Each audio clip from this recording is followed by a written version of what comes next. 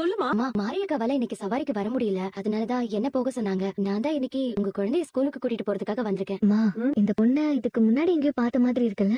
ஆமாடி, நானும் அதான் யோசிச்சுட்டு இருக்கேன். எனக்கும் எங்க பார்த்தேன்னு தான் ஒண்ணும் புரிய மாட்டேங்குது. அம்மா, எனக்கு ஞாபகம் வந்துருச்சு.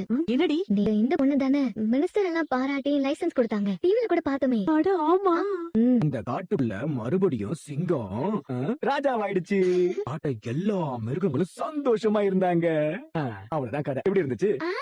சூப்பரா இருந்துச்சு.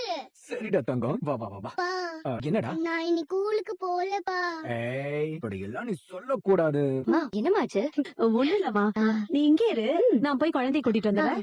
இருங்க, சரி. என் செல்ல குட்டில நீ கதிரு, ஸ்கூலுக்கு போமா. பாப்பா ரெடியா? ஆட்டோ வந்துருச்சு. எல்லாம் ரெடிதாமா. சாப்பாடு ஓட்டியாச்சு, அப்புறம் யூனிஃபார்ம் போட்டாச்சு, ஷூ போட்டாச்சு. ஆனா என்ன, பழக்கம் போல நிலா குட்டி மட்டும் ஸ்கூலுக்கு போக மாட்டேன்னு அடம் பிடிச்சுக்கிட்டு இருக்கா. அதுவும் அந்த பூச்சாண்டி ஆண்டி ஆட்டோல போகவே மாட்டேன், அவங்க பயமுறுத்துறாங்கன்னு சொல்லி அடம் பிடிச்சுக்கிட்டு இருக்கா. இல்லனே, இன்னைக்கு அவங்க வரல, வேற ஒருத்தவங்க வந்திருக்காங்க. வேற ஒருத்தங்களா? நான் வேற யாரையும் சொல்லி வைக்கலையே போறீ.